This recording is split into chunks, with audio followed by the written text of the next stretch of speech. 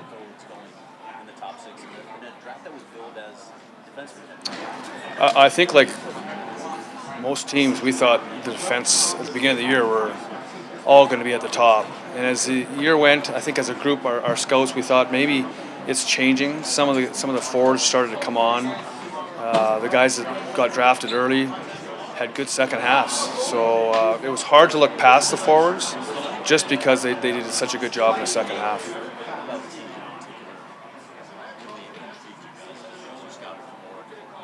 Well, I think if you look back at his season last year, he didn't play a lot. He was on a very stacked Seattle team. He was a 16-year-old. He was trying to find his way. And if you look back at that, it took him a little while to get into the expectations and maybe the game play that he needed to take the steps that he did, which we saw in the second half. And the second half, he really took off. He was a big part of Kelowna pushing to the number 5 seed in their conference, and then had a great under-18s for Canada, scoring the winning goal. And I think it just took Tij some time to kind of get used to the expectations, the goal scoring and all that. And he did it, and he started to flourish with it. And once we started to see that and believe that, he really kind of kept us coming back to watch him. And then, outside of the hockey, the type of person that he is, the pedigree, and you could sit here and say that, he's Jerome Iginla's son.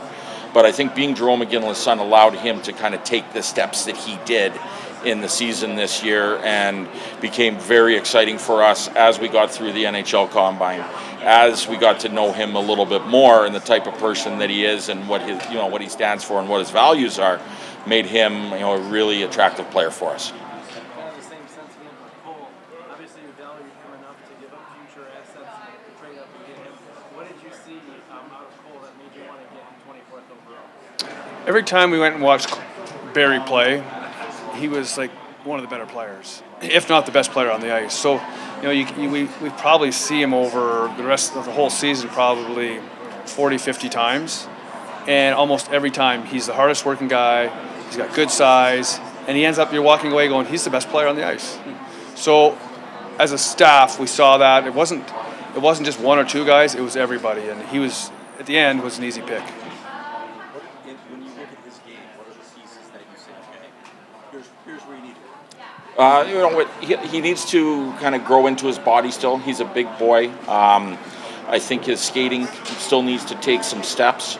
But when we look at his metrics from the NHL Combine, he has the potential to develop his skating to make it better. But he's a horse. And what you love about him is how he attacks the game. He's always first in on the forecheck. He hunts pucks. He gets after the game, which is why he's the best player most nights.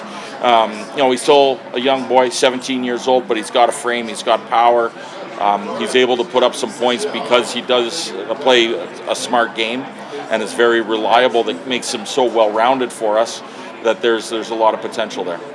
So Bill is saying how these guys really fit into the culture. How do you think these two gentlemen that you selected fit into the culture of the team? We've been asked to build a hockey team that can win a Stanley Cup, and you do that with good people, good hard-working kids. And this is our 4th draft, and I think our scouts have done a really good job of just exploring all avenues of what the kid's about. We've really, even though we've never really, as a scouting staff, if we're supposed to take a guy, it's not necessarily the guy we want. We're looking for kids that have talent, kids that have character, kids that have hard work. And I think that's what these guys fit. Envision a scenario where maybe you don't have a lot of next game. You've been a little spoiled the past 2 seasons with these picks. What does it look like on the other side, maybe? I'm sure you want to get to it at some point, right? Yeah, we do, and I think if we get to the other side, we've done our job, and we've made the picks count, and we've got the value out of them. And we'll cross that bridge one day. It will be there at some point, but hopefully it's because we've built a winning team and we've added to this group of players that are pushing towards a Stanley Cup at some point, and we know what's coming. It always does. Darryl dealt with that in Tampa, but you hope that the benefit of it is it's definitely worth what we have now, and then what we'll go through in the future from a drafting standpoint. In that same vein,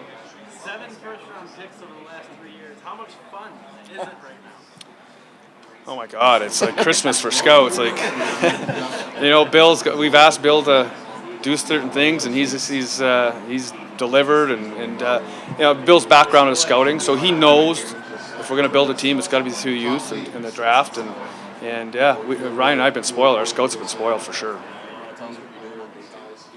Well, we got to go back and regroup here tonight. We still have a lot of picks tomorrow. We still have 2 seconds, 2/3. So we'll look and see what the board looks like. We'll regroup. We'll make a few adjustments, and we'll get back at it tomorrow. And tomorrow is really the day. Hey, today's great, but if you can pick up a J.J. Moser, Josh Doan, Sam Lipkin, these are the ones that really add depth and where we can steal some players, hopefully down the road that play for us. That's it. Thanks, guys. Thank you, gentlemen. Well, I think we were set up really nicely because of what we did last year. We took a defenseman and then a forward and then a goalie. So we had it really well placed, and I think when we did take 2 forwards off the out of round 1, we did have a need to get at some defensemen to start round 2 and then into round 3. When we kind of had a really good plan last night to maybe get a bunch of defensemen in the second round after Bill made the trade. We were still able to get a couple guys, obviously guys that we really liked, but that we still held their value in the second and third rounds. So I think we kind of did a really nice job of making sure it was all spread out and getting guys that we wanted. Darryl, I know it's not your job to look at the NHL club so much, but Yeah. when you look at defense as a whole now for this franchise, what just happened today and then what you have this season? Yeah, I think going into the draft, we thought we were well balanced as far as forwards, defensemen, and goalies. And like what Ryan said, we took 2 forwards, so we wanted to make sure we were balanced out.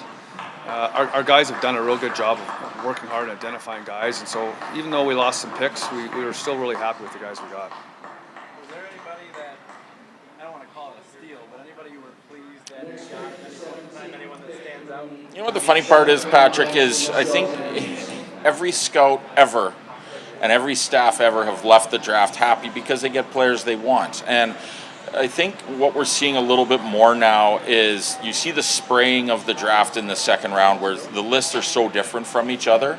So, in a way, every player is a little bit of a steal for you because you have them higher than they go. I don't think there's one player that really stands out on that, but it's just you're excited to get the guys where you have them because you usually have them a little bit higher on your list than the 5th round, let's say. It's such a young draft. I'll let you know in about 2 years. We laugh about that, but they're so young. And by Christmas time, maybe next 12 months, we'll know kind of who stole guys in the draft, and we just take shots at guys we think have good upsides. And So to that point, right, Connor Geekie, 2 years ago you drafted him 11th overall, and he was a big part of the Sergachev deal today.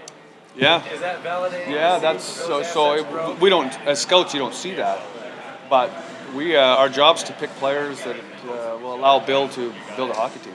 And that's the exciting part, is that Connor Geekie's a big part of that trade, and that's what you do. You gain draft capital, you draft assets, and Bill felt it was a move that was needed to enhance the team, and that's what we're here for. We're here whether it's drafting a player in the 1st round, 7th round, or the players that we've previously chosen. Now it's making our hockey team better. Can we go back to Sergachev for a minute? I wanted to ask you, I know it was a trade that got him to Tampa, but how familiar were you with him? Well, I watched them grow up and develop into a big part of their Stanley Cup runs. So what we're getting is just a big, strong, powerful man that can move pucks and skate and play in any position. On the flip side of that, I know you can't build it all in a day, but taking Connor Geekie out of the depth chart at center in your system, how do you feel about that particular position now in your system? Well, it's funny because when you draft Cole Baudouin last night, maybe there was a chance then Bill saw to allow Connor Geekie to go. So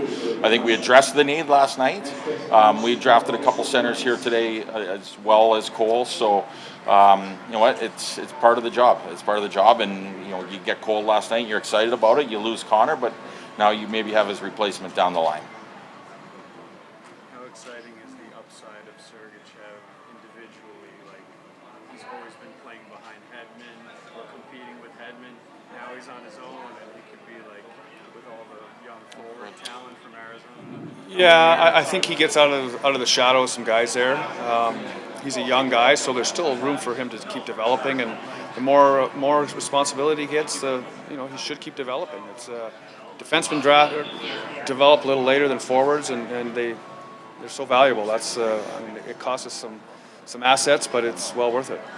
Could he, in your opinion, maybe either this year or next year, if he stays healthy because of how young he still is, could he really join that upper echelon? I think that's the goal. I think that's the goal, and he's going to get the opportunity with us. And again, he can play on the power play. He can kill penalties. He can munch minutes. He's he's going to be a big piece of our future going forward. Can you talk about the direct line that you seem to have to redeem the product over in the Czech Republic? Players from stop today. Yeah, it's you know what, our scout Rasty Saglo there, he spent some time in Mlada Boleslav, and what we like about that is the players have some experience. They're a little bit older. Alice Czech has a ton of experience at the national team level. He's played in a couple World Juniors. Wojtek Radec probably would have played in the World Juniors this year if he wasn't injured.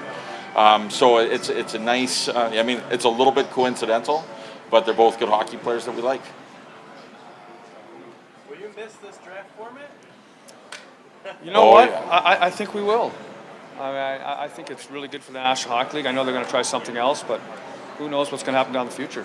We're hockey scouts, so we like this. We don't get to experience this like a lot of the coaches and managers and obviously players do. So it's always been fun. It's always been something that we've enjoyed, and you never know where it's going to go. So Your favorite part of the draft is talking to media. That's what you're saying. Yeah. That's For sure. there you go. And you still spear the best draft you've ever been to?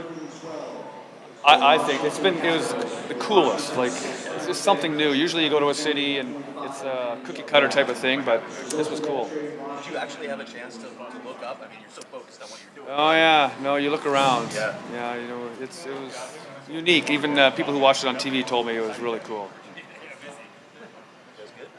Thanks, guys. Thank you guys. Appreciate it.